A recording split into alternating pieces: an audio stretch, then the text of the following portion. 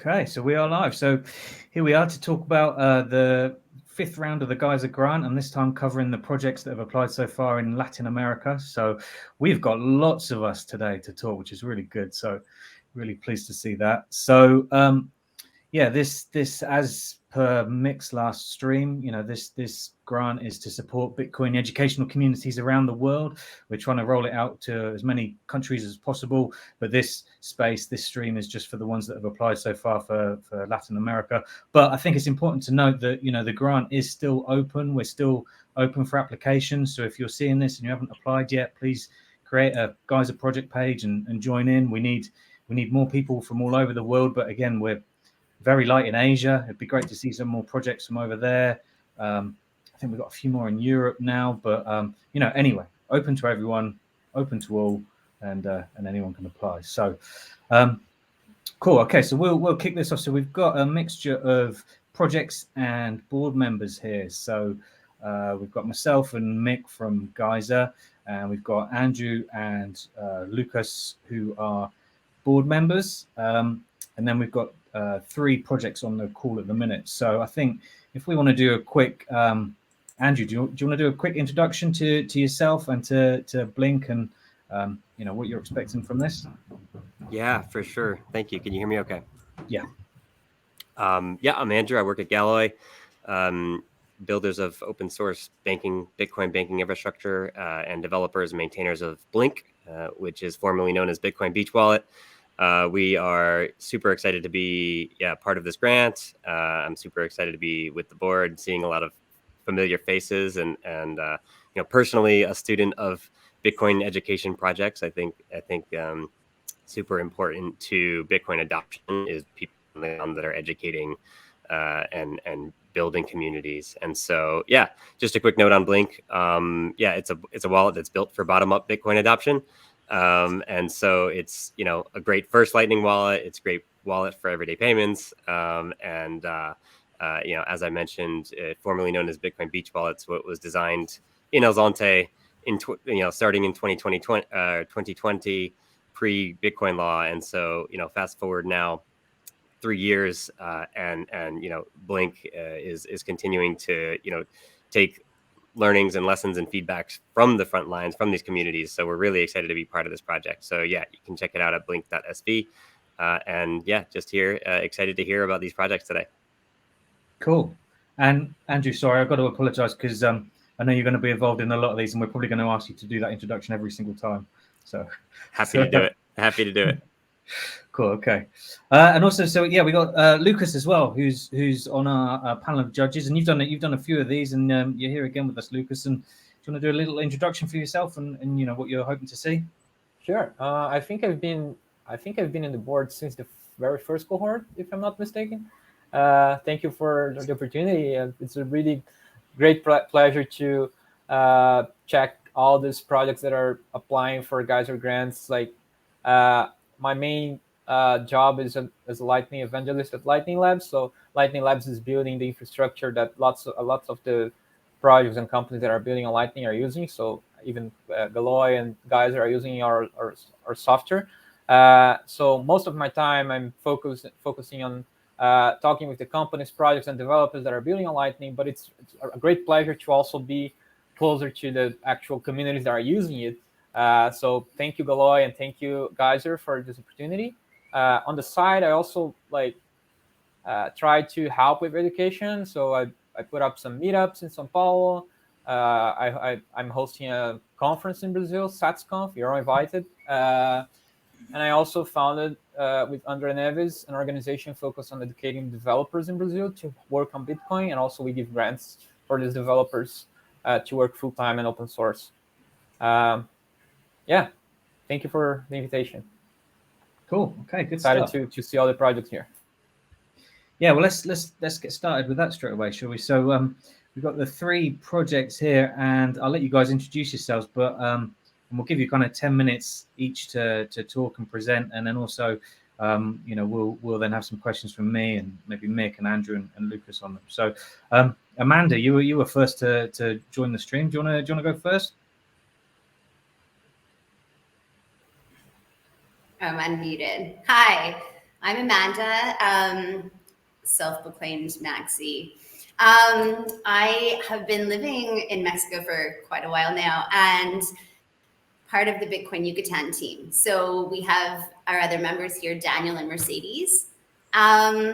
So we were actually talking about how to present today, and I think we should actually start with Daniel, if it's okay, because I really like how he explains our piece, if that's all right.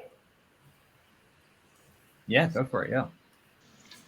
So hi everyone. So I'm Daniel, and we kind of started by sheer need because we were exposed as after Jogo Nakamoto asked if there was a Bitcoin Beach project in Mexico, and then we started speaking to everyone in the community, and it turned out that there wasn't. So we were scrambling at the last minute to come up with something. So we thought, okay, well, how can we benefit from kind of the all the experience that a lot of the other projects have had? So we kind of really went back to the drawing board and started to think, like, from a bird's eye view strategically in Mexico, what would make the most sense. And then from that, we came across a government initiative that's called Magical Towns, like the Pueblos Mágicos.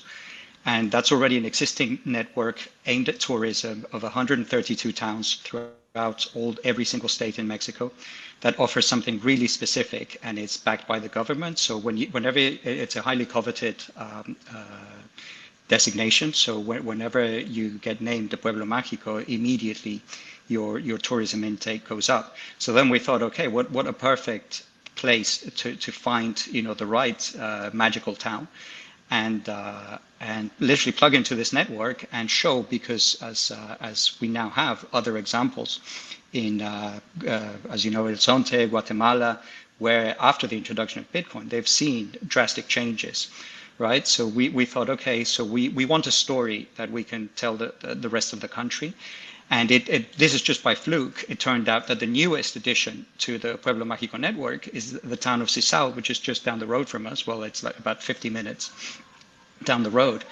And it would be a perfect example to show, like, kind of how the newest kid on the block could adopt Bitcoin and overtake everyone else, right? Because this initiative has been going on, I don't know, like over 20 years or more, right? And it's been exported to other countries because it's so successful. So that was our premise. It's like, okay, what can we do if we directly target one of these Pueblo Mágicos for Bitcoin adoption? And that's so out of that, we put the message out to the pleb community and said, okay, well, this is an idea, right? It's just like, this is what we're thinking, who agrees with us. So then out of that, it was the next step was to bring people down and show them, just to see if they agreed with us that this was a good strategy. So we had an improvised conference. In fact, we had Paco down, like, it was amazing to have that kind of support from all these plebs coming over and just, seeing if they could verify our vision. And on the back of that, we were so inspired and motivated, and we found so much success that we actually thought, okay, so we need to formalize this a bit more. And that's what Bitcoin Yucatan grew out of. And so we're actually focusing on Yucatan. The state of Yucatan has 4 Pueblos Mágicos, and some of them are a bit bigger and more established than others, but there's 2 kind of new kids on the block. It's the town of Sisal that we've already started our initiative in, and there's another town called Mani, which is a really interesting town because they are recovering Mayan agricultural principles and reintroducing them to the community because they've been lost for almost generations. And so those are 2 key towns where we can start to focus on the adoption of Bitcoin and hoping that Bitcoin tourism can play a role. And then obviously Mexico is, we're trying to create a meme for Bitcoiners to really kind of understand the significance, right? Because Mexico is a very unique, I guess, geographically and economically, like the kind of influence it can exert on the world. If there was some type of adoption in Mexico, we say that it's a domino that falls both ways because it has impact in Latin America and South America as well as the US. So and because of so I think the next closest economy would be that of Brazil in terms of actually having an impact from a trading perspective with its immediate countries. But on the Mexico side, there's the actual language network that already exists, and it exports so much culture, right? Like all Mexican soap operas are viewed throughout the world, even places like Asia and stuff. So that's what we want to try and have a strategy where we can get our foot in the door in Yucatan, which is a major touristic state. Then we'll have a story to approach the rest of the country and the rest of the Pueblos Mágicos. So our idea is to start a game theory competition within the existing Pueblos Mágicos to really not have a choice for them other than to adopt Bitcoin, because they'll be literally stealing the tourists from everyone else. So that's the general plan. And obviously, so we're focusing on 3 areas in Mexico. That one is go to the actual population directly, which we are doing in the towns of Sisal and Mani. And then the next step is academia, because that's one of our biggest obstacles, because there has been so much FUD in Mexico and there's such little information. So we're trying a bit like the Bitcoin Policy Institute that they have with some more serious people that you can defer to when people start to come up with with regular FUD articles and perceptions. And then the third wheel is really tourism, right? That's really because obviously no project can get off the ground without like new money getting injected into the system. And for that, we're quite lucky, because Mérida, which is the capital of Yucatan, has a huge expat community already. And these are people that have actually kind of fled their homes and are starting a new life in Mexico. So they have a huge incentive to improve the local situation. So we're finding a huge intake of that. In fact, like strategically, a lot of our education will be towards them, because they are then the people that we can take to the towns of Sisal and Mani, and they'll spend their sats on the spot. So it's kind of like a parallel, like 2-pronged approach that we're doing. And we are trying to approach it in a slightly different way. Maybe for that I can defer to Mercedes, because Mercedes is actually my mother. So I kind of dragged her out of retirement into orange pilling, and because she has a very specific background, and hopefully she can talk a little bit about that. Well, thank you very much for the invitation. I really appreciate this space for us to share what we are very hard trying to do. As I said previously in some of your meetings, starting from scratch. And starting from scratch means a recognition of what actually is there available in the community. For instance, Daniel was saying in Mani, we have already a very important project at community grassroots level with these priests that were marginalized by the official church. And they have been working over 30 years with these communities.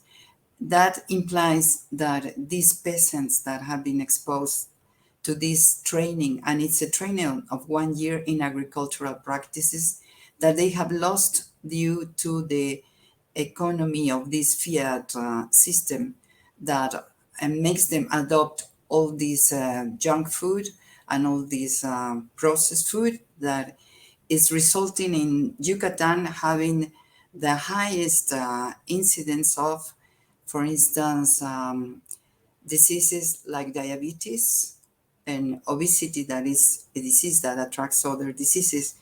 It's a very, this pattern of morbidity and mortality, it's a very clear show of how the repercussions of this change of habits. So these priests wanted more than anything else that these indigenous Mayan communities reappropriate their knowledge in terms of agriculture and try to reintroduce these practices so that they improve their diet and go towards a more natural diet. Mexico has been traditionally, very much like in India, we have, I think, a treasure in humanity because we have, Paco must have known that by experience. I mean, I think we are so rich in terms of our food, the variety delicious meals that we had, but also nutritionally, nutritionally speaking, we have now the world is adopting curcuma and things that for these cultures have been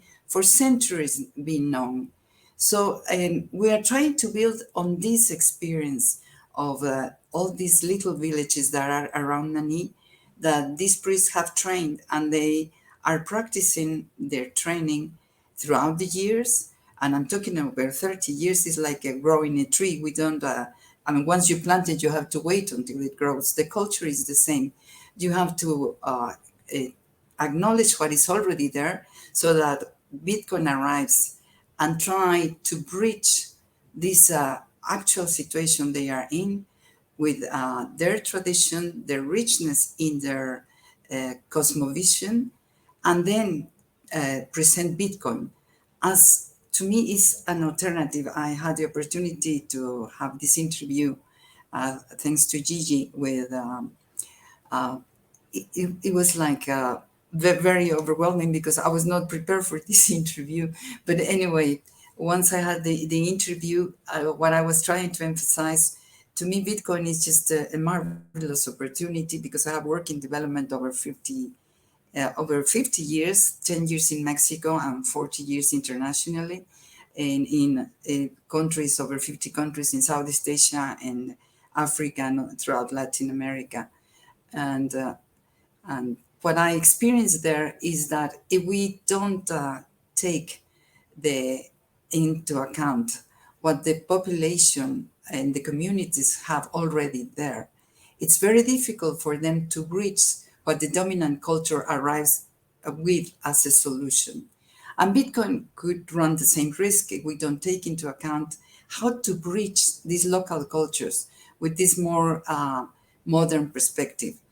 And technology, I mean, is so fast. I myself have to, I think Amanda and Daniel have been very patient with me because I have to really try to catch up with them. And it's something that we take for granted to go on and work at grassroots level. We need to know where to start, because that's what I mean to starting from scratch, because in our communities, hardly you can have internet access. And if you have it, you can hardly have a mean to access it. Some of them have, for instance, cellular phones, but computers at home are very rare, to the extent that children are completely marginalized in their education because they don't have access to these technologies. So we are trying to bridge in a way that we take into account what is already known. For instance, in Mexican tradition, pre-Hispanic cultures always were bartering. That means that for them it's very normal to exchange goods. And they use even cacao seeds as coins, as a more stable thing they had at hand. But in our different traditions, like the Maya culture, use some other little stones as money made out of jade. So this tradition, when you explain to them Bitcoin, it's very accessible, really, conceptually speaking. But at the same time, we have to let them know how to reach from where they are to where they could be. And we had the experience, for instance, in Mani with the restaurants. We're starting to orange peel in the restaurants. And the man was saying very happily, yes, I want to adopt it, but I am very clear that I need sometimes immediately the money. So I need to know that in case I want to cash it, I have a place where to cash this money that I have there. And they kind of are ready, but at the same time, they need some steps to adopt it completely. So we're documenting this in order to see what are the barriers. And for instance, we think that we can create something that can be replicated throughout Mexico, could also be, due to the similarities culturally speaking, could be adopted throughout Latin America and other countries. And that's a reality for all the countries that are not El Salvador. El Salvador is very, very privileged in terms of having at government level adopted a policy, and still they are struggling, trying very hard, because I speaking with Roman, I mean, we were discussing, well, the women, for instance, it's a different level. Actually, in the project, we have as an entry point women and children, because women in Mexico, and the same is true as a tendency for all Latin America, women are actually the producers in many communities. They also are, statistically speaking, they are the providers in close to 50 or over 50 in some countries like Nicaragua, although sometimes not officially, but they actually are the providers for the families and even extended families, because that's our economy. The Latin American countries have a lot of informal economy.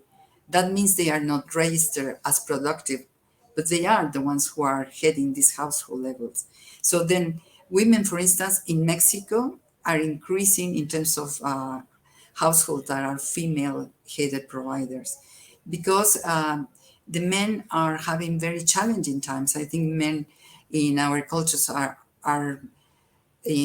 first of all, we have a terrible tradition of alcohol. Drugs is a major problem. So that means that in productive time, where it's very challenging, they just kind of drop out. And the tendency, even in medical field, and in the medical field, women have taken over. We have a feminization of medicine, because men are not able to breach these demands from this so intense rhythm of production. So for immigrants, for instance, is very transparent that girls perform much better than boys. So we need to do something in terms of balancing these opportunities. And at community level, we have to see that and acknowledge, in our case, that women are the entry point. That doesn't mean that we exclude the boys or the men. No, on the contrary, we are seeing how to reach them in a way that we can compete with alcohol and drugs. It's not an easy task. But women, definitely, when we help them and support them, they will invest in bringing up their children. And that maybe Amanda will talk later about. For instance, we are very inspired by the, for instance, Brazilian experience of the fruit through Bitcoin, through the children in schools. We are already designing that. And we are seeing if fruit is the item that we have to give them access to, or maybe something that is even more nutritious like cereal, something that they themselves can sell and can adopt Bitcoin, talking about this circular economy. And we are thinking about using my first Bitcoin. Roberto is there. Roberto, very, very glad to see you there, because Roberto contacted me after the interview with John Vallis, and it was so beautiful to see a Mexican there so engaged in Salvador. So for us also, what my first Bitcoin offer as a platform for us to start. We cannot adopt everything, because sometimes we think, I was discussing with Dalia, that we need definitely to design materials more focusing on women, and also materials that are not so academic, because those materials of my first Bitcoin are excellent, but sometimes are very good for a schooling system, for instance, for children at secondary or high school level. But for grassroots level, we need to do some adaptation, and maybe we can exclude all the more scientific or academic information. For instance, it's very difficult for the local people to understand, to define inflation in an academic term, but to understand, they understand perfectly the situation, because they go shopping and they realize that the beans are always more and more expensive. That is very clear to them. But they have, for instance, a saying in Mexico that says, if the beans are shortening, we add more water to the beans, and then we can provide more beans for more people. So the community has strategies. We should not underestimate their wisdom, their information, their tradition, their cosmovision.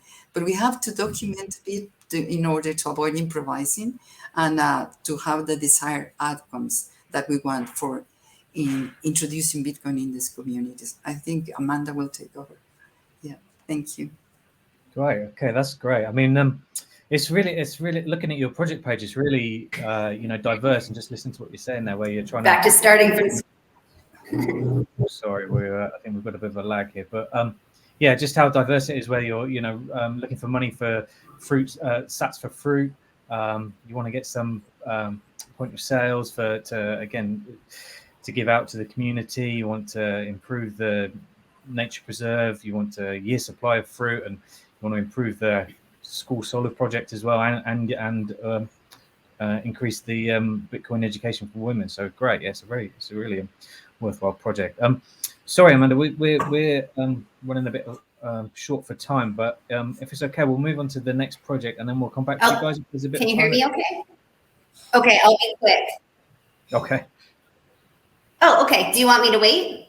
No, if you can be quick, go for it. Sorry.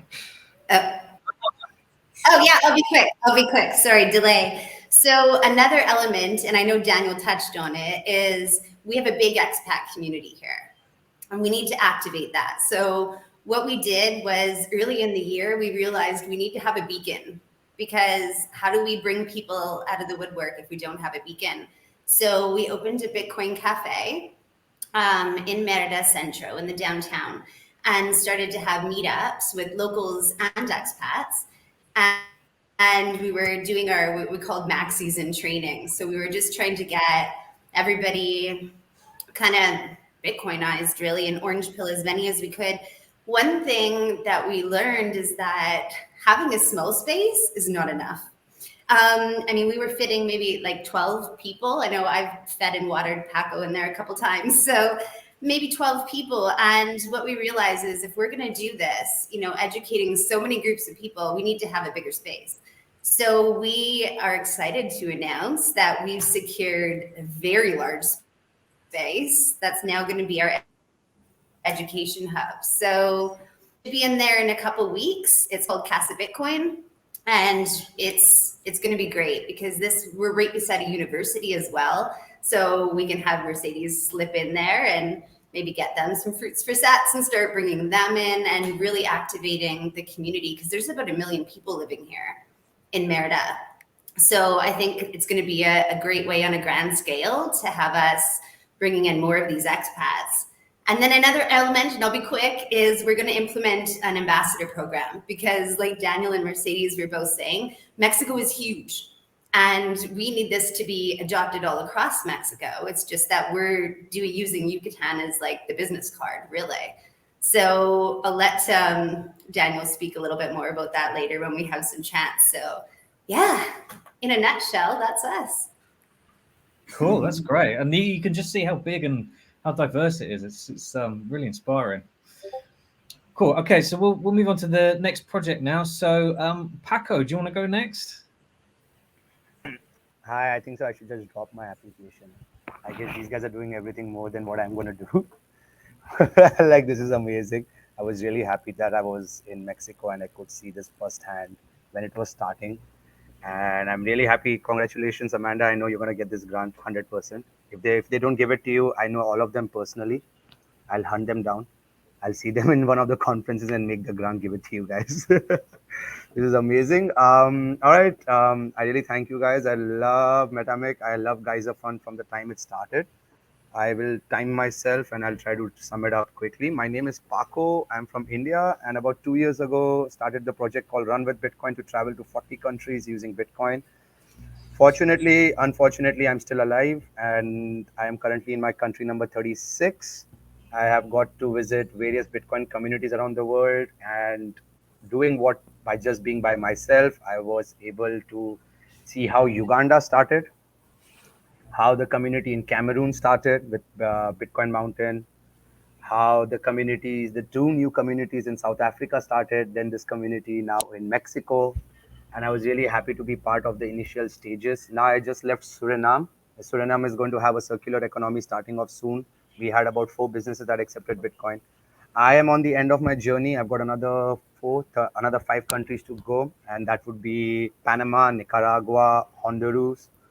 Then I'm going to Peru. Peru is another circular economy that's happening. That's with Motive and Global. Blink knows this really well.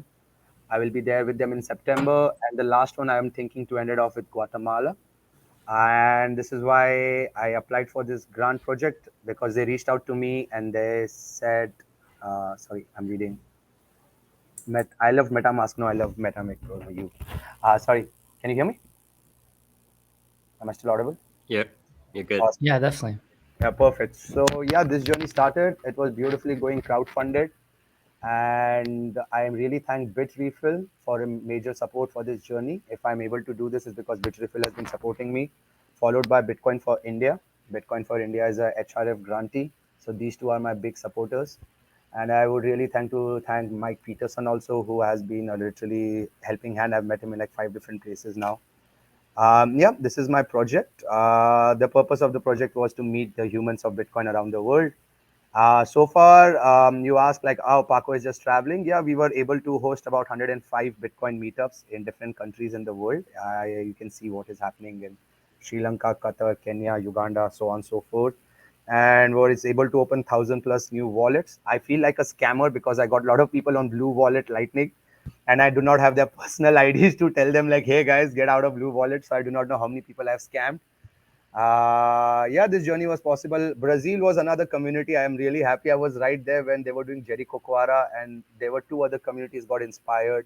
And now they have Rolante, and then they have the Bitcoin Montaña in Minas Gerais. So I just feel like I am blessed to be part of this huge Bitcoin journey because everybody is doing their best. And I am here in this part of the world to just share the human connection because everybody wants looks ROI. There is no ROI on Bitcoin economies. The all Bitcoin economies start by some whale supporting them, and then they try to be self-sustainable, and that's where El Salvador is now. I feel Brazil will reach there. Bitcoin jungle would be there. I am really hoping for Peru to be doing that, so I'm really excited to meet these communities. And as such, I'm just a messenger of the hard money, and that's what I do. I talk about hard money. I do not care you like Ethereum or you like Solana. It's your life, it's your choice because this world is a casino. You got to make your pick. But I always talk about how Bitcoin is really good for you and what you want to do with Bitcoin. And yeah, that's in short my journey. And that's why I applied for this grant because my crowdfunding kind of dried out. And I was like, I need to see to the end. It has become so challenging that I think so I will not be traveling after these 5 countries anymore. I will take a break out. I'm gonna do a hard fork. I'm gonna stay out, and it gets really challenging when you're doing this day in day out for 2 years. I used every part of myself to do this because I believe in Bitcoin, and inshallah things go well. Yep, that's about it. Yeah, oh, we are on that page of how my money will be spent. I do not get $150 per day. That's out there. All right, I get about $30 to $40 per day. That's why Amanda flew me out. Amanda fed me for 12 days. Lucas took care of me in Brazil, and you guys know what I've been doing on my Twitter posts. So far so forth, what has happened is a lot of opportunities got opened that I got to fly out to various conferences around the world, and I got to meet Bitcoiners in real life.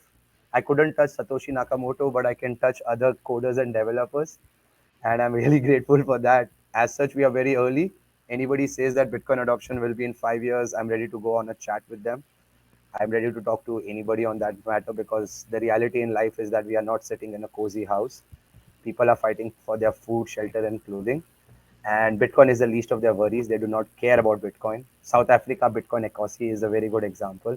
People just care about their basic amenities. I can talk about that, how we are 15 to 20 years early in this entire ecosystem. It's a game of the rich people where the rich keep getting richer because they have access to information in English and Spanish and French and the other things. There are over 1,000 languages in Africa. People don't even know. An average African salary is $60 per month.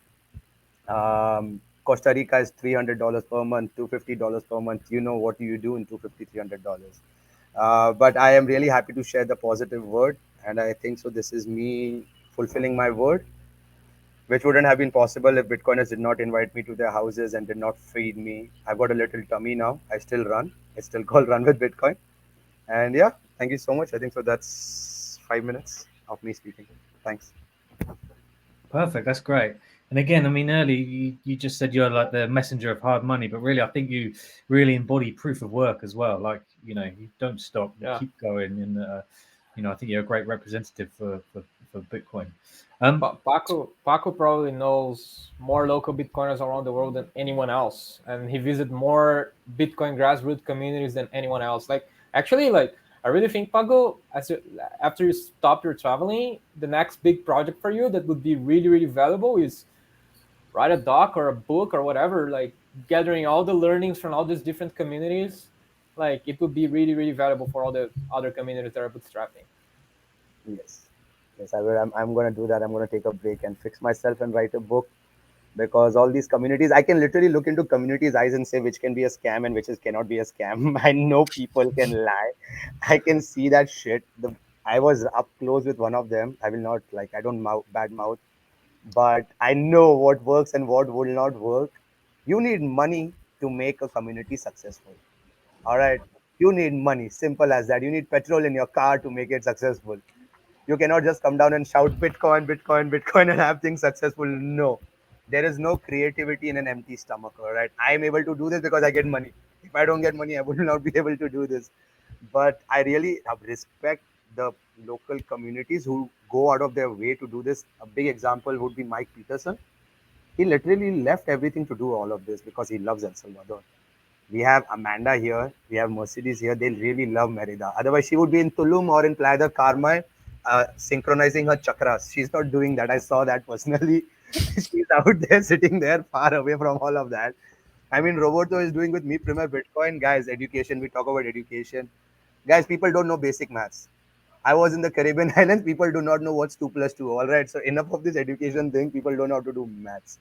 And we are here teaching them Bitcoin is maths, and Michael Saylor has 150,000 Bitcoins. Who know? It is just like frogs in a well echoing who is the loudest. We are very early in this process, but everybody does their best. And I really appreciate. That's why I call Bitcoin as a government job, because when you have a government job, your future is secure and you're working for the next 30 years. That's what Bitcoiners are doing here for the next 30 years. You can look at Metamix's hair. When he was traveling 10 years ago, he was a young boy, happy to go.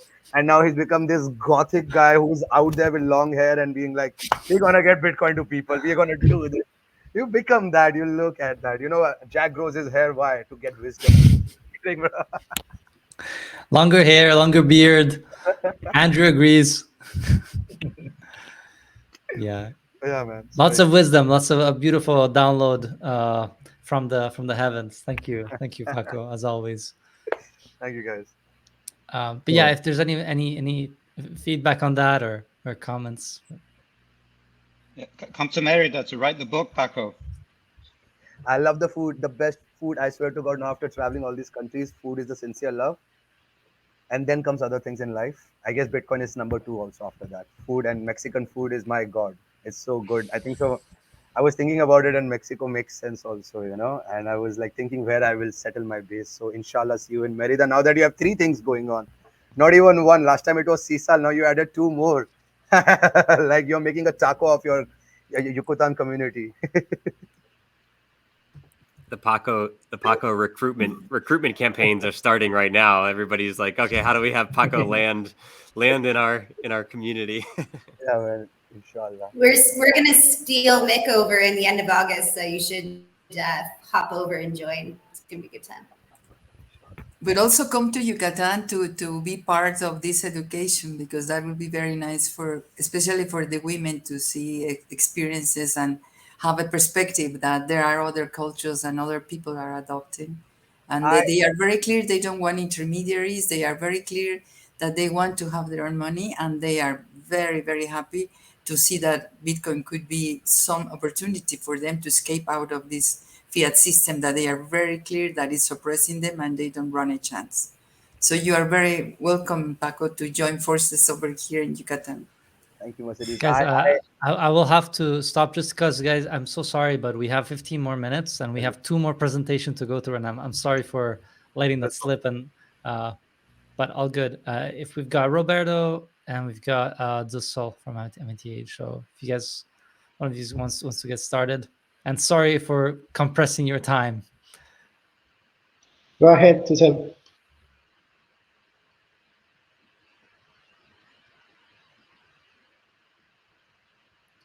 Dussol, do you want to go first? Yes, sorry. I was trying to find my microphone. It's the first time I use StreamYard, so So thank you so much. This is so amazing, like being here with all of you guys that are doing basically the same that we want to pursue here in Roatan. Well, first of all, I'm going to talk a little bit about myself. I am 25 years old, and I started working with AmiTH last October. I have been on the libertarian movement on here in Honduras for a very long time.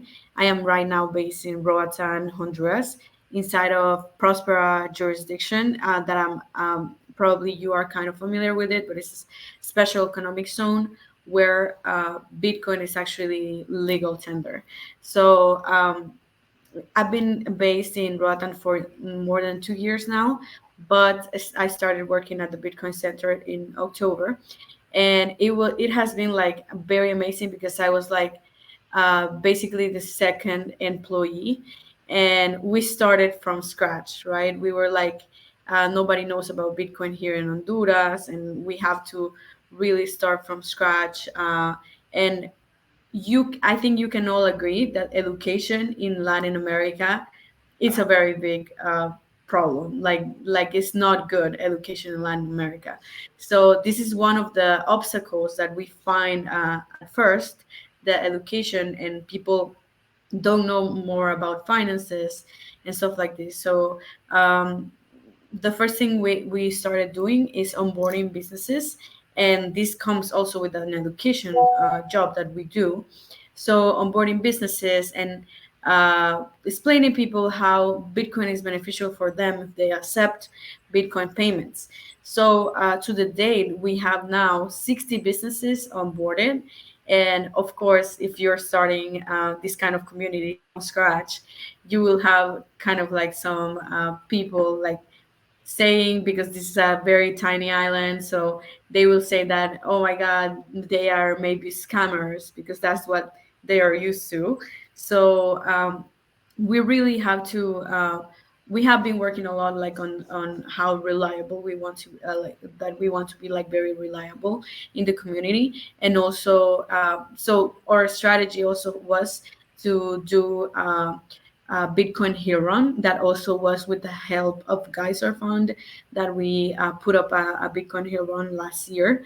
And we chose 3 schools in Roatan where we would donate this money. And these schools have different necessities, like they needed to repair bathrooms, especially that, like because the government is not like good with finances either, and we all know that. So they don't these schools were like basically abandoned. So we chose 3 schools. They needed to repair their bathrooms because they didn't have proper bathrooms for the kids. And we did with Geyser Fund the Bitcoin Hill Run. We received almost $3,000 for this special event, and we donated everything to these 3 schools. And this kind of gave kind of like a little bit of the schools were feeling like confident that we are actually like here to help. And that's why I relate so much when Paco was saying like you need money, like if you're going to build a community you need money. And it's like that. But also like I feel so grateful that in the Bitcoin community there's so many generous people that are willing to help others when they need it, and also helping like with the cost of Bitcoin education. Sorry. So is starting we started in October last year, and so far we have 60 businesses onboarded. But also we have been doing so much education. To the date we have more than 2,000 people that we have educated over time with Bitcoin. And recently we started an alliance with my first Bitcoin to start giving my Bitcoin diploma to in Honduras. And I have been the teacher for that. So I graduated 2 groups already of Bitcoin diploma, and I'm going to start a third one. And we're keeping the good work with keeping the Bitcoin education.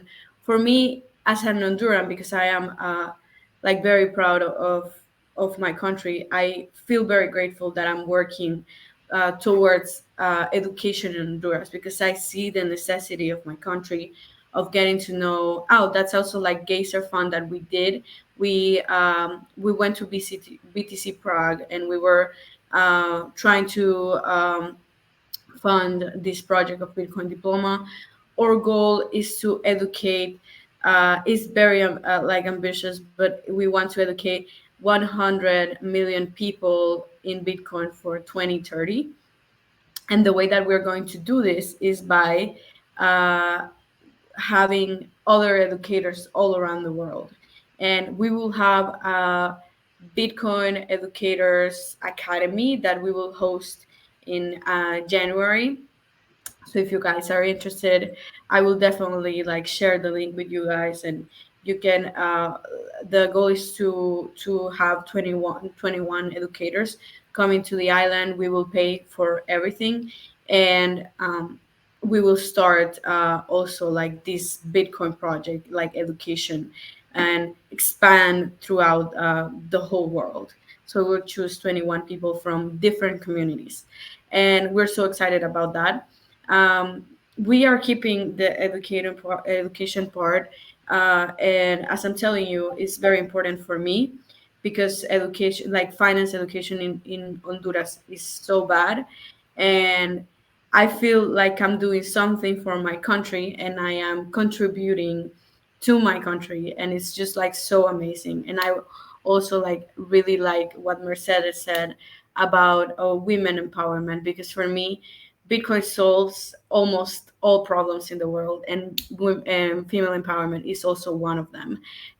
So I am really grateful to be working here, to be part of AmiTH. And if you're not following us yet on social media, I call it like I invite you to do it. We're always doing events, and if you want to visit, I know Paco is coming, so we are very excited about that. So if you want to come, and I am mostly based in here, so you can text me on Twitter, and I will give you all the tips because I've been living here for 2 years, so I feel like a local now. I know the spots, the cool spots in Roatan. So yeah, so really, if you wanna uh, come get to know about Bitcoin, and also like know about Prospera too, because we are inside of this uh, special economic zone. And I was very blessed when actually like last week I was paying my taxes, and I pay them with Bitcoin in Prospera.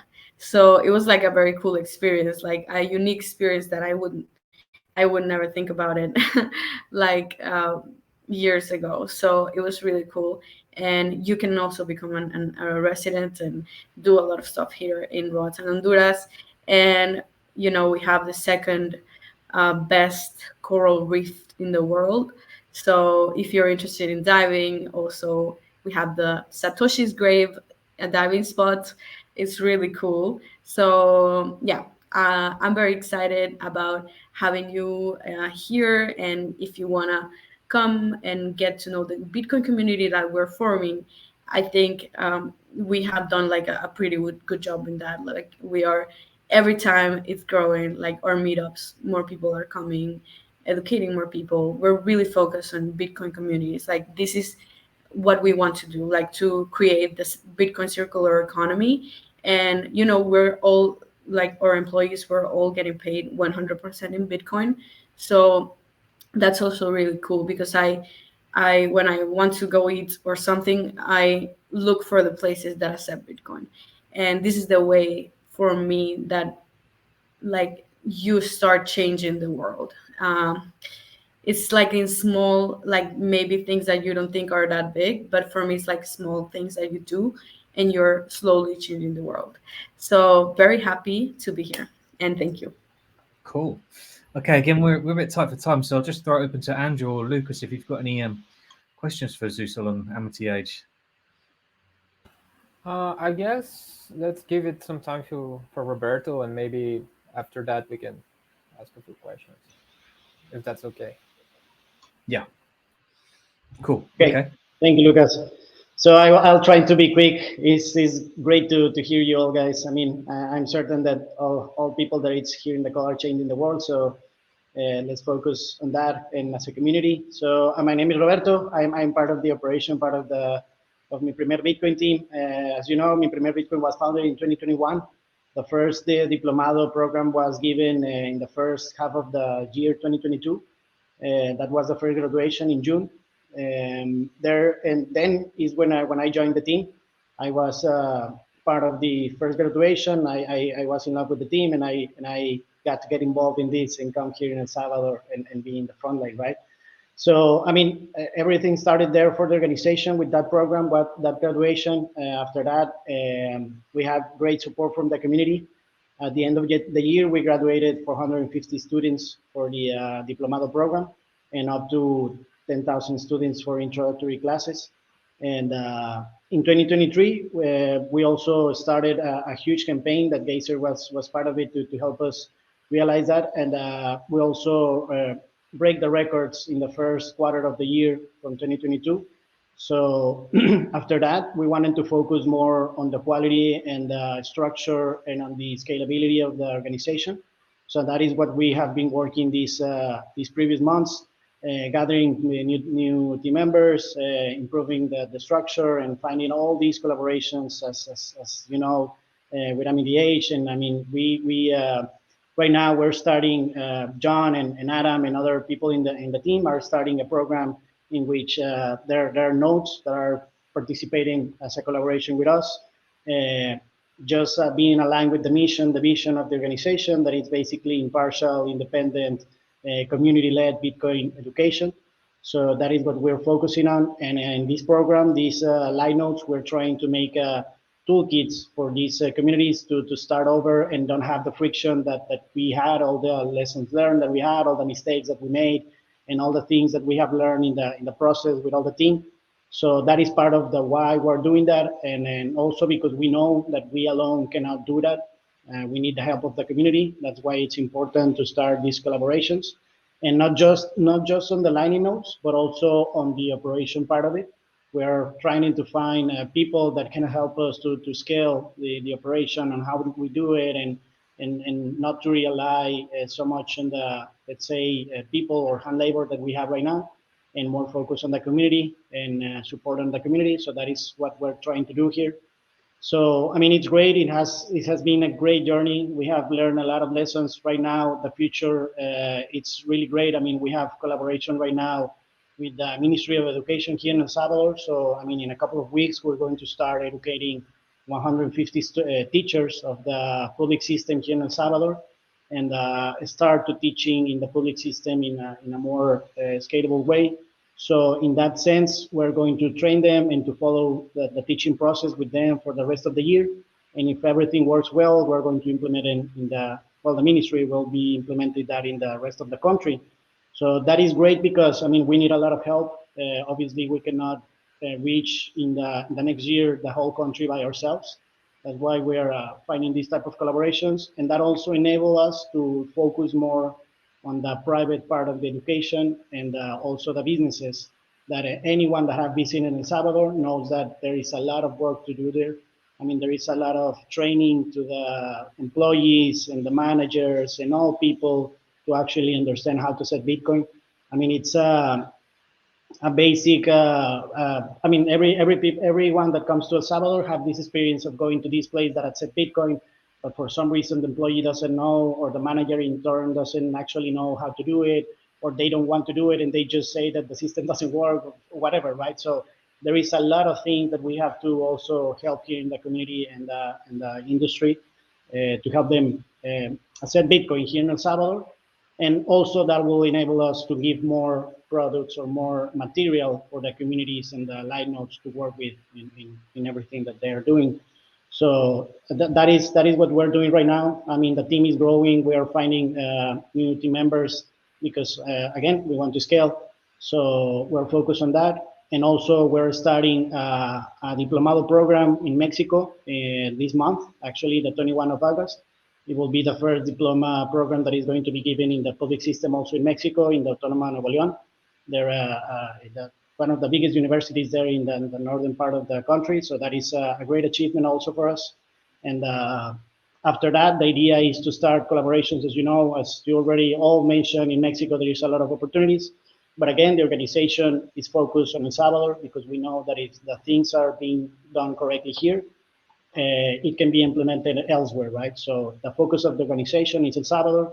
We know we only have one opportunity in history to do the things right, and everything is. It's why I'm here. It's why all the team in Mi Primer Bitcoin is here also to try and do this in the right time, in the right moment, with the right team, right? So that is the focus. So thank you guys. Thank you for the help. I mean, right now there are at least 16 nodes, line nodes that are working with us in different parts of the world: South Africa, Guatemala, Costa Rica, Honduras, that is here in the call, Portugal, Uruguay, a couple of line nodes in the US, Canada, Hong Kong, and UK, Costa Rica. So the community and the network is growing, and we will learn a lot from them also. That's what we want. I mean, for example, Susela, I know, has been working with Dalia a lot and has helped us a lot in the workshops to improve them. So there is a lot of work that we are relying and helping us with the community and grow together, right? So thank you, guys. Cool, that's great. I just wanted to show you that it is spreading all over the world. My copy there. That's cool. Nice. So again, I'll throw it over to Andrew and Lucas, so our board members. Do you guys want to ask Roberto any questions? Yeah, happy to answer. I can chime in. Roberto, that's awesome. So been loving seeing the program. When you guys open sourced the curriculum, say 6 months or so ago, was cheering you guys on. FOSS, open source is the way. Question is, I saw, so you did an English version, which I think kind of unlocks other translations. I would love to hear if you have any update on what translations are people working on or what's happening there. Sure. I mean, we already have the translation in Spanish, and we also have been working in Portuguese. There is a Portuguese version that the community in Brazil have helped us to translate. Swahili, that's another one that in Africa that community has helped us to translate. Also in Korean, but to be honest, we haven't done the proof work, the proof of read. I mean, we actually don't know anyone that we know knows how to read Korean, so we're working on that. But as I said, I mean, we're finding the teams and the collaborations to actually find a way to make the translation really easy and frictionless for anyone. To have the toolkit and to have all the application and all the tools and the AI application that they will need to just translate to whatever they need. So we're working on that to actually make it more scalable, because right now has been a lot of work, a lot of rework for everyone to read everything, all the updates and things that the community helped us to correct. We have to make sure that in all the version has been implemented. So that is something that we're working on to actually make it more scalable. That is part of it. Yeah. Yeah, my question was actually in that direction, and I think Zuso can also chime in, which is like, maybe it's too early to say anything about that, but I'm curious to learn more about, like, given the curriculum is open source and it's being translated to all different languages, and also all other communities are also teaching other kids in other communities in other countries using the same curriculum. I'm really curious to learn more about the process of how this curriculum will be like a living document, and all the feedbacks and iterations from different communities and different areas of the globe using that same curriculum, how that will be the feedback loop will be dealt with. And like maybe Zuso also has like something to mention in terms of like maybe something in her local community that they needed to change or anything like that. So I'm curious to learn more about that living open source curriculum process. Yeah, no, and you're right. It's quite a challenge, and that's what we have been learning with all the communities. I mean, right now, Adam, John, and Dalia have starting these meetups with the line notes, and to start getting all this information. We just started with that, so there is a learning curve that we have been working there. And as I told you, I mean, there are already ideas, applications, and AI tools that we already know that we can use. But we need, again, the money, the investment, and the people that actually can make it happen and continue to execute it. So that is something that we're working on, and for sure we're going to at some point ask for help to the community when we're ready and when we have everything set, right? So, but you're right, that is the challenge. And as Mercedes said, I mean, that is part of what we want. I mean, everyone will adapt the curriculum to their own needs, and they will use the information that they need, and they will apply it as they understand and they know they will get to the community. So that is part of it. I mean, it will never be perfect. It will never be for everyone and everything, but that is where the community gets on, and when Mercedes, Susel, and everyone in the call can help us to improve that, right? I think what we will need is to, you are right, Lucas, to document a bit the experience, because for us, as discussing with Dalia, all these other cultural translations we need to do and adjust. This open source that you have provided, and for me, it's a pool of knowledge and experience that is there for us to potentiate according to the local needs that we are confronted with, and then document it so that others can benefit and can apply in different realities. But thank you very much, Roberto. It's fantastic your work. Yeah. Yeah, I'm also like very excited about what is coming with my first Bitcoin, because I am also part of the Lightning nodes, and it's really cool that we are kind of like we are like the teachers that we have the experience of giving them my first Bitcoin. We have a group reuniting and talking about what we're gonna do, and I feel like very grateful also, like my first Bitcoin is involving other people into the process of sharing this curriculum, and I feel like it's really good that you guys, like, like to feel heard, because me as a teacher, I want to say some suggestions, but you guys are so open to it, and I really love that. And one of the things that I totally agree with Mercedes, like she said, that is kind of like complicated for some people, the curriculum, and we definitely like is some of the topics that we already discussed, that we will have like a less complicated version and a shorter version too, for different kind of target audiences. Yeah, you're right. I mean, Was Dalia there has, sorry, just one comment. Dalia has been focused on that a lot to make a diplomado program just with workshops. I mean, just with dynamics in place without all the jargon, let's say, and all the technicals and all the history. So actually, it'll be like a simplified version. But you're right. There is a lot of work to do there. And thank you for the help. was the diploma thought for like a specific age or demographic, or?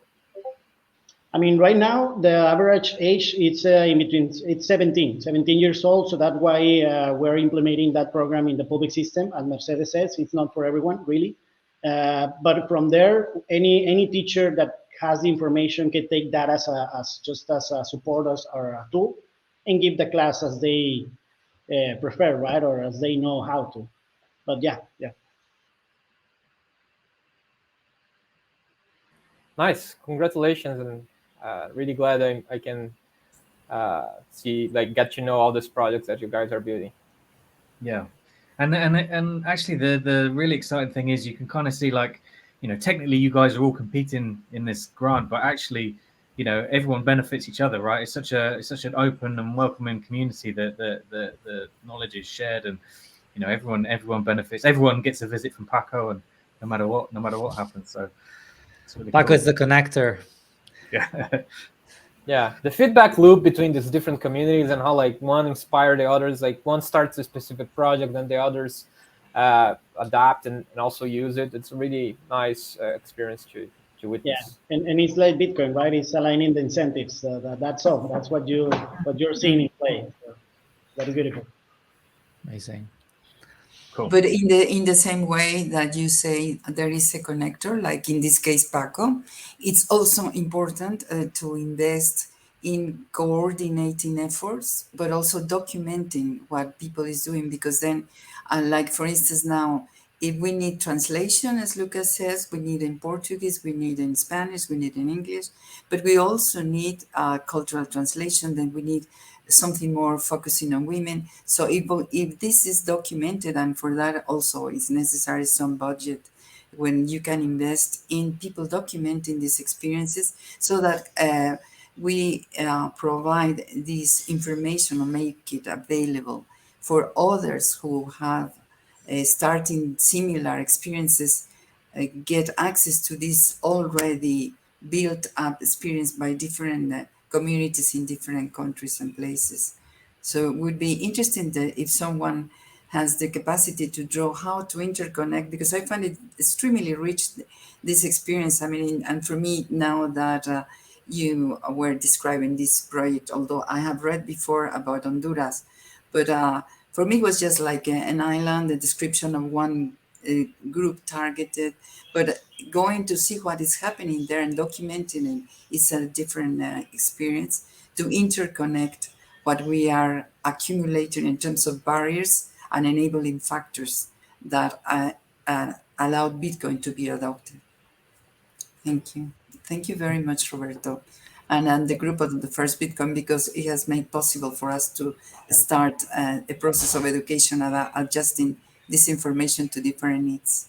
Yeah, So I mean, give our gratitude to all your team and our love to all of them. The same that Dalia, I have talking to her. It's very nice to have access to all your experience. Thank you very much. yeah, no, that's what I was going to say. Dalian, the teachers, the teacher group has been great, and all the notes, as Suselno said, has been really helpful. So yeah, thank you. Cool. Okay. Well, we've been going for over an hour now, and it's just absolutely flowing through. But I think we need to start wrapping things up. Just I don't know. Like again, going back to the board members, Andrew, Lucas, have you got any sort of last comments you want to say on today's stream? Go ahead, Lucas.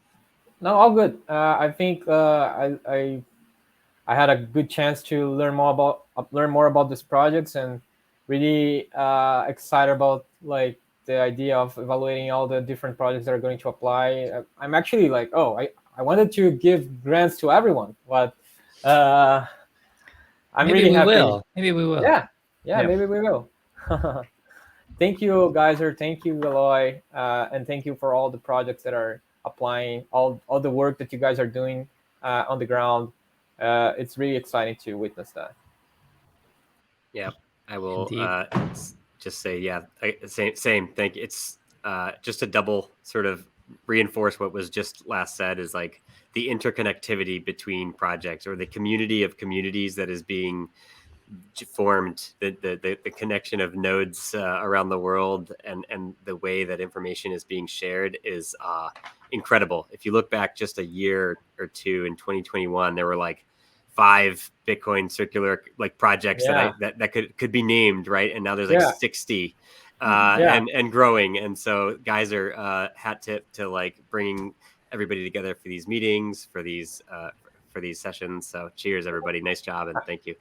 I remember when I first learned about the Bitcoin Beach Brazil project, and I connected Fernando with Mike.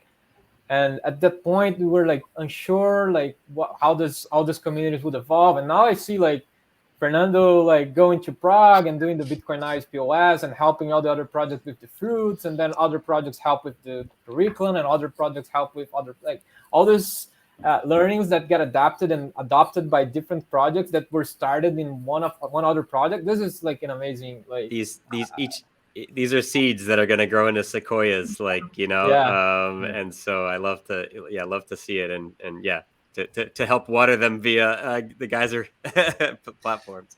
I really want to say too that Geyser is like an amazing tool, like to interconnect all these projects, and I feel also like oh my god, so grateful for Geyser, because like I see all these projects coming along and in Geyser, and Bitcoin community is just beautiful for me, like how people are so willing to help these kind of projects. And I love that, for example, we're all reunited here, we're working on our own thing, but also like we can be allies in this, because we're at the end of the day pursuing the same mission.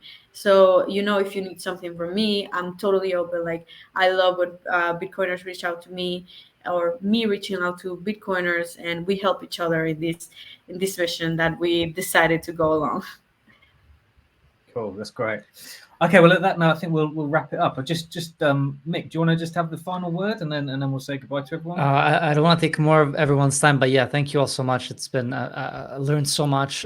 So much great has already been said. It's been an honor to be a platform for all these great creators. But you guys are the heroes. You guys are doing the good work on the ground. We're listening, observing, bringing you guys together. But super honored to be part of this community or this community of community, as was said. But yeah, thank you all so much. Can't wait to see what happens next with you. What happens with your projects, and yeah, keep in touch, keep building. Let's go.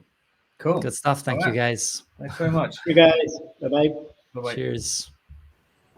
Thank you. Thank Bye. you.